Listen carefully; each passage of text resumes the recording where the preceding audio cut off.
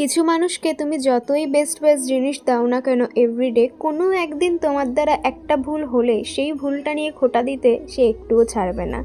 নমস্কার, আমি পায়েল। আমার লোকেশন নিচে পূর্ণিয়ার ব্যারাকপুর। কিনে দেওয়া নাম্বারে যে কোনো অর্ডার পারপাসে তোমরা হোয়াটসঅ্যাপ করতে পারো। এখন যে কেকটা হচ্ছে সেটা ছিল 1/2 পাউন্ড আর ইনসাইড ফ্লেভার ছিল চকলেট। এটা অর্ডার এসেছিলো ব্যারাকপুর থেকে, তাদের প্রথম অ্যানিভার্সারির জন্য অর্ডারটা এসেছিলো। ডিজাইনটা আমাকে দিদি পাঠিয়ে দিয়েছিল। ভিডিও শুরুতে কথাটা বললাম এই কারণে, আমার এক ক্লায়েন্ট আছে যে তার সমস্ত অকেশনে আমার থেকেই কেক নেয়, কিন্তু আজ অবধি একটা ছোট্ট রিভিউ পর্যন্ত কোনো দিন শেয়ার করেনি। সেটাও কোনো ব্যাপার নয়। আমি যতবার তাকে কেক ডেলিভারি করতে গিয়েছি রাস্তায় মিনিমাম 30 মিনিট তো ওয়েট করেছি। শুধুমাত্র আমার দ্বারা একদিন ভুল হয়েছিল, কিছুক্ষণ দেরি হয়ে গিয়েছিল, তাও রাস্তায় ট্রাফিক থাকার কারণে। এত খারাপ বিহেভিয়ার দিদি করেছিল সেই দিনকে। আমি শুধু ভাবছি, একদিনের একটা ভুলে মানুষ 10 দিনের ভালো ব্যবহার ভুলে যায়। পারলে আমিও কোনো একদিন কথা শোনাতে পারতাম, কিন্তু সেটা আমি করিনি।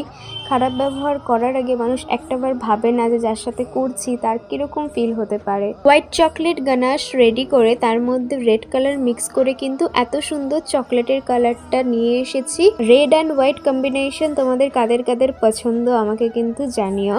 আর আলাদা করে কিন্তু চকলেটসও বানিয়ে নিয়েছি। আর কি করে এত ডার্ক কালারের চকলেট বানালাম সেটার উপরে কিন্তু আলাদা করে ভিডিও দেওয়া রয়েছে আমার চ্যানেলে, তোমরা গিয়ে চেক করতে পারো।